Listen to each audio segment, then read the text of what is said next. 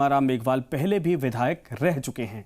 Master Bhanwarlal को हराकर खेमाराम ने एक बार चुनाव जीता था, लेकिन पिछले विधानसभा चुनाव में दोनों नेता एक बार आमने सामने थे और इस बार मास्टर भंवरलाल मेघवाल ने बड़े अंतर से जीत हासिल की थी। वहीं राजसमंद से बीजेपी ने दिवंगत बीजेपी नेता और विधायक रही किरण माहेश्वरी की बेटी दीप्ति माहेश्वरी को फिलहाल इस बार प्रत्याशी बनाया है। बीजेपी ने तीनों सीटों पर अपने उम्मीदवारों के नामों का ऐलान कर दिया है। यह बड़ी खबर इस वक्त आ रही है। आपको बता दें कि तीनों सीटों पर जिनमें बीजेपी ने सहाड़ा से रतनलाल जाट को उम्मीदवार बनाया है, सुजानगढ़ से खेमाराम मेघवाल को बीजेपी ने टिकट दिया है। खेमाराम मेघवाल पहले भी विधायक रह चुके हैं।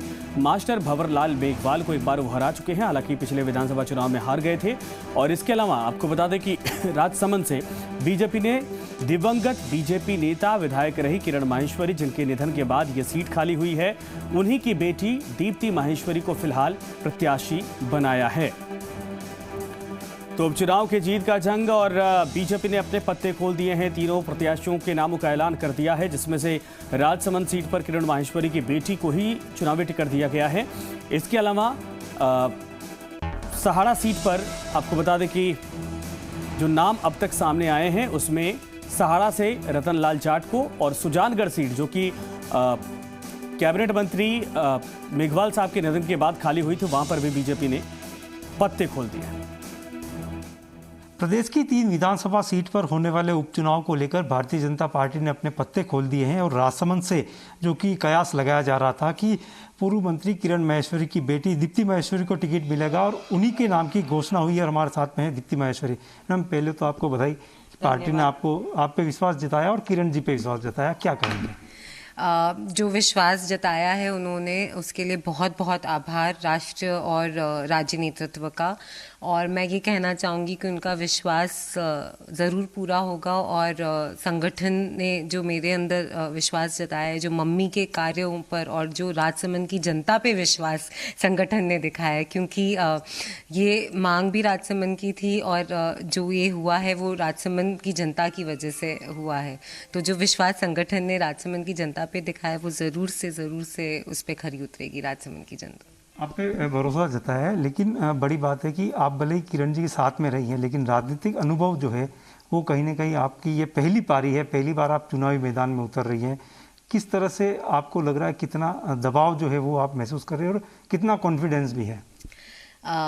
दबाव मैं बिल्कुल भी महसूस नहीं कर रही हूँ। इसलिए नहीं कर रही हूँ क्योंकि मम्मी के साथ के जितने जने हैं उन सबका आशीर्वाद है, वो सब मेरा मार्गदर्शन करेंगे और सब आगे रहकर इस चुनाव को भी इसका नेतृत्व करेंगे। तो दबाव मेरे ऊपर नहीं है बिल्कुल भी। पूरा परिवार है मम्मी का जो हमारे साथ रहेगा और पूरा राजसमंद में आकर और सब लोग मिलकर ये चुनाव लड़ेंगे।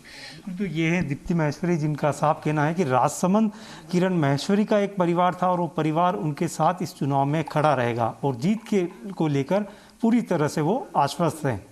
कैमरामैन अमानत के साथ अविनाश जगनावत, जी मीडिया, उदयपुर। तो सुजानगढ़ से बीजेपी खेमाराम मेघवाल को उम्मीदवार घोषित किया है, जिसके बाद उन्हें बधाई देने वालों का तांता लगा हुआ है। खेमाराम खुद को उम्मीदवार घोषित करने पर बीजेपी प्रदेश नेतृत्व का आभार प्रकट कर रहे हैं। खेमाराम ने कहा कि सभी को साथ लेकर चुनाव लड़ूंगा और पार्टी के विश्वास पर खरा उतरूंगा। ये प्रोफाइल हम आपको दिखा रहे हैं खेमाराम मेघवाल का।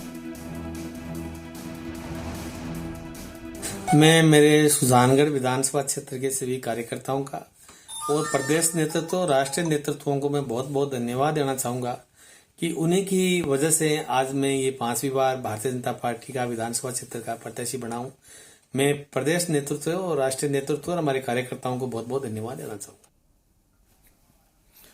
शशि मोहन शर्मा इस वक्त हमारे साथ सहयोगी जुड़ गए हैं। शशि, बीजेपी ने तीनों सीटों पर पत्ते खोल दिए हैं और ऐसा भी नहीं कि ये तमाम जो प्रत्याशी तीनों हैं ये कमजोर हैं।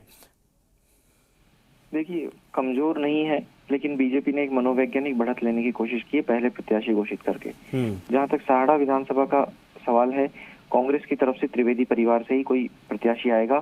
सुजानगढ़ में मनोज मेघवाल जो मास्टर भंवरलाल मेघवाल के पुत्र हैं वो आएंगे, इसलिए 2 जगह की तस्वीर साफ है।